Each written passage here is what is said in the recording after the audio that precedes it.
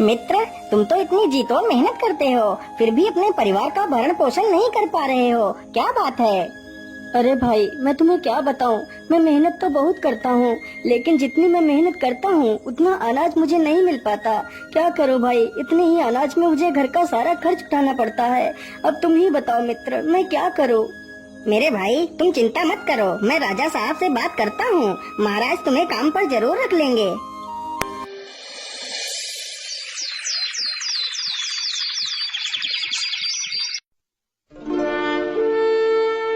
अगले ही दिन पन्ना लाल राजा से बात करता है। महाराज, वह बहुत ही ईमानदार है, वह हमारे साथ मिलकर इस बगीचे को और भी हरा भरा बना देगा। ठीक है पन्ना लाल, तुम कल ही अपने मित्र को अपने साथ लेकर आना। अगले ही दिन पन्ना लाल हीरा लाल को भी अपने साथ ले जाता है।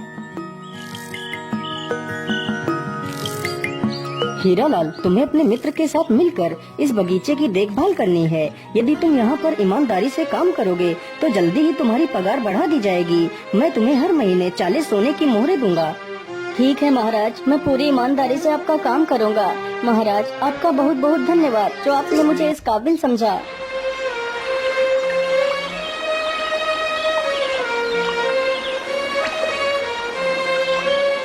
अगले ही दिन से हीरा लाल अपने मित्र पन्ना लाल के साथ काम करने लगता है। इसी प्रकार कई दिन गुजर जाते हैं।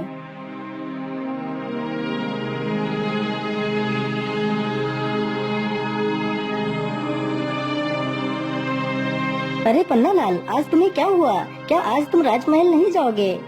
अरे भाई, मैं तुम्हें क्या बताऊं, आज तुम अकेले ही चले जाओ। आज मेरी तबीयत कुछ ठीक नहीं लग रही है। महाराज को कह देना कि मैं आज नहीं आ सकता।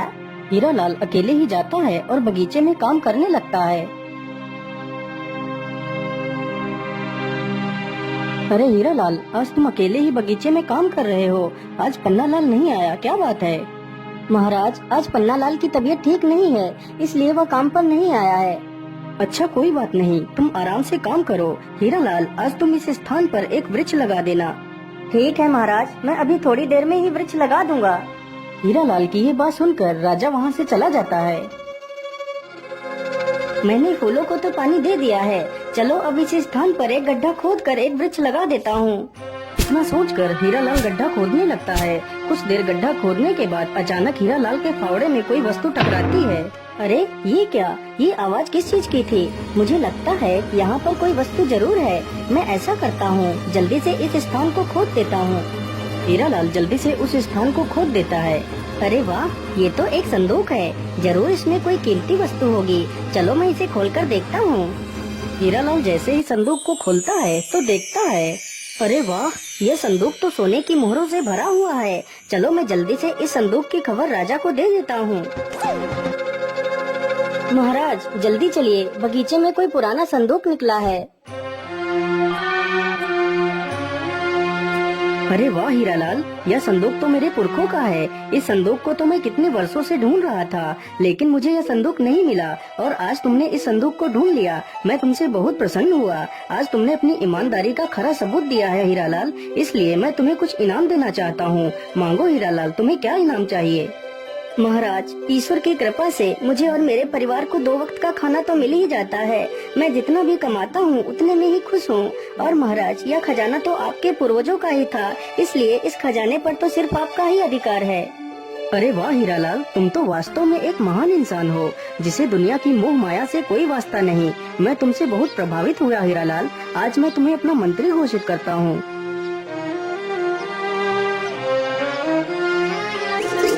अगले ही दिन से हीरा लाल मंत्री बन जाता है।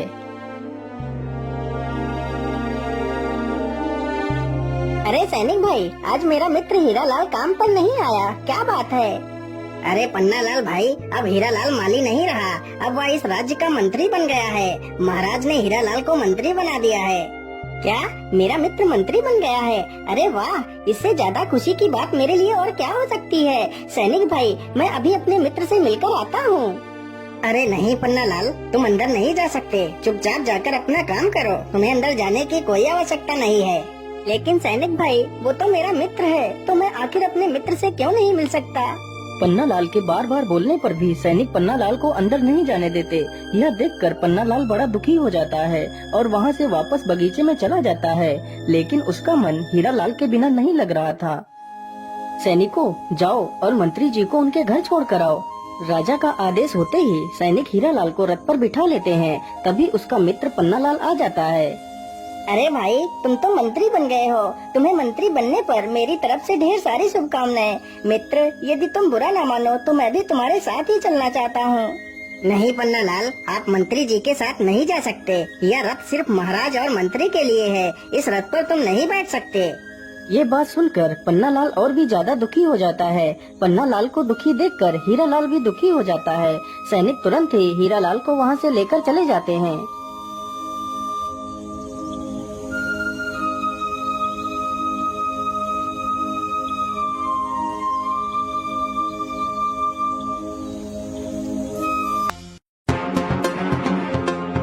अरे ये क्या? ये वृक्ष अचानक से सूखने कैसे लगा?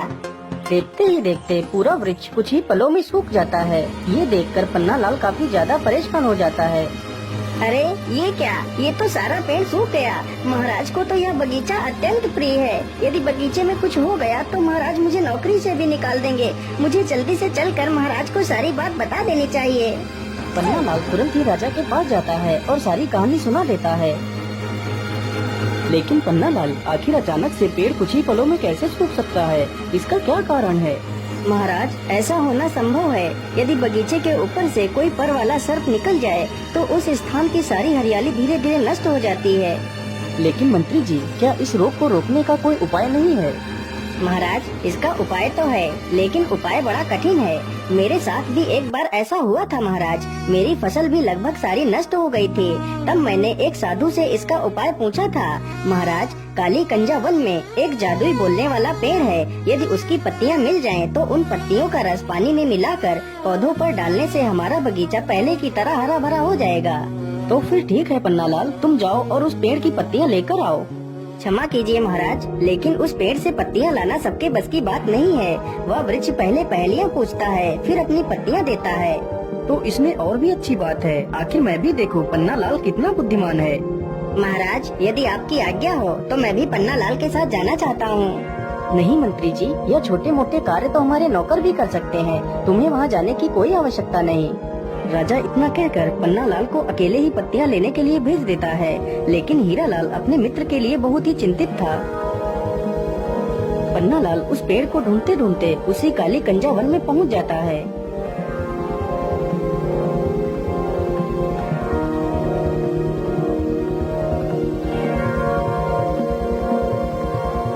क्या करूं? कैसे पता करूं? आखिर वह जादुई पेड़ कौन सा है? मैं ऐसा करता हूं, इसी स्थान पर जोर जोर से आवाज लगाता हूं। यदि यहाँ पर कोई जादुई पेड़ होगा तो वह जरूर बोलेगा। हे जादुई पेड़, तुम कहाँ हो? मुझे आपकी पत्तियों की आवश्यकता है। कृपा कर मेरी मदद कीजिए। हाँ हाँ इंसान, क्यों नहीं, मैं तुम्हें अपनी पत्तियाँ दे सकता हूँ। यदि तुम मेरी 3 पहेलियों के सही जवाब दोगे तो मैं तुम्हें अपनी पत्तियाँ दे सकता हूँ। लेकिन याद रहे, यदि तुमने मेरी पहेलियों के गलत जवाब दिए तो मैं तुम्हें हमेशा के लिए बंदी बना लूँगा। ठीक है वृक्ष देवता, आप अपनी पहेली पूछ सकते हैं। तो फिर बताओ मेरी पहली पहेली, ऐसा क्या है जिसे हम देख तो सकते हैं लेकिन छू नहीं सकते? पन्नालाल पहेली सुनकर डर जाता है, क्योंकि उसे उस पहेली का जवाब नहीं पता था। मुझे लगता है तुम्हें मेरी पहेली का जवाब नहीं पता है। चलो मेरी दूसरी पहेली सुनो। मैं अलबेला कारीगर, काटू काली घास, राजा रंग सिपाही, सिर झुकाते मेरे पास। तथा मेरी तीसरी पहेली, खुशबू है पर फूल नहीं, जलती है पर जलन नहीं। लेकिन वृक्ष देवता, मुझे तो इन तीनों पहेलियों का जवाब नहीं पता है। अरे इंसान, तुमने तो मेरी एक भी पहेली का जवाब नहीं दिया, इसलिए मैं तुम्हें पत्तियां नहीं दे सकता और वादे के अनुसार तुम्हें बंदी बनाना पड़ेगा। इतना कहकर वृक्ष पन्नालाल को बंदी बना लेता है। उधर पन्नालाल का मित्र हीरालाल पन्नालाल से मिलने के लिए तरकीबें सोच रहा था। महाराज, आज मेरा स्वास्थ्य कुछ ठीक नहीं लग रहा, इसलिए आज मैं आराम करना चाहता हूँ महाराज। ठीक है मंत्री जी, आप जाकर आराम कर लीजिए। मंत्री चुपचाप महल के पीछे के दरवाजे से निकल जाता है।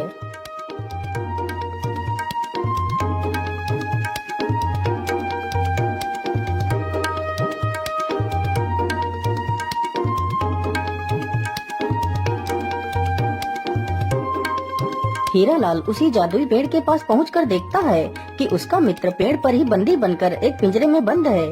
हे वृक्षदेव, आप मेरे मित्र को छोड़ दीजिए। हाँ हाँ, क्यों नहीं, मैं तुम्हारे मित्र को जरूर छोड़ दूंगा और तुम्हें अपनी पत्तियां भी दूंगा यदि तुम मेरे 3 पहेलियों का सही जवाब दे दो। ठीक है वृक्षदेव, आप अपनी पहेलियां पूछ सकते हैं। तो फिर बताओ मेरी पहली पहेली, ऐसा क्या है जिसे हम देख तो सकते हैं लेकिन छू नहीं सकते। हे वृक्षदेव, इसका सही जवाब स्वप्न है। इंसान सपना तो देख सकता है लेकिन उसे छू नहीं सकता। हाँ हाँ, बिल्कुल सही जवाब। मेरी दूसरी पहेली सुनो। मैं अलबेला कारीगर, काटू काली घास, राजा रंक सिपाही, सिर झुकाते मेरे पास। हे वृक्षदेव, इसका सही जवाब नाई है। नाई के पास हर किसी को अपना सिर झुकाकर ही बाल कटवाने पड़ते हैं। अरे वाह वाह, तुम तो कितने बुद्धिमान हो। अब मेरी तीसरी और आखिरी पहेली सुनो। खुशबू है पर फूल नहीं, जलती है पर जलन नहीं। हे वृक्षदेव, इसका सही जवाब अगरबत्ती है। अरे वाह वाह, तुम तो वास्तव में बुद्धि का प्रतीक हो। मैं तुमसे अत्यंत प्रसन्न हूँ, इसलिए मैं तुम्हारे मित्र को आजाद करता हूँ और तुम्हें अपनी दिव्य पत्तियाँ भी देता हूँ। वृक्ष तुरंत ही उसके मित्र को आजाद कर देता है।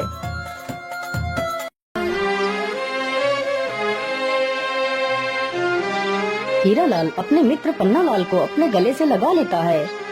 मेरे मित्र, मैं मंत्री बनकर तुमसे कितना दूर हो गया।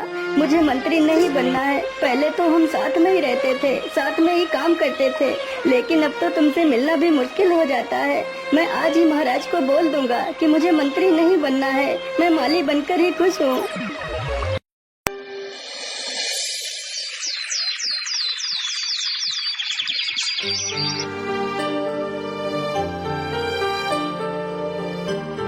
लेकिन मंत्री जी, आप मंत्री क्यों नहीं बनना चाहते?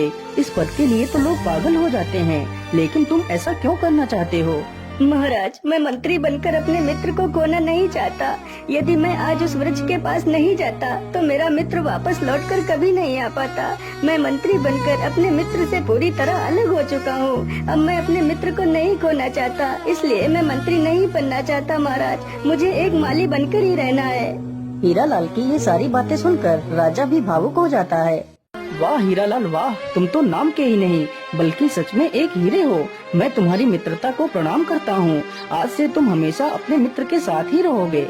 इस प्रकार हीरालाल और पन्नालाल फिर से दोनों साथ में ही काम करने लगते हैं।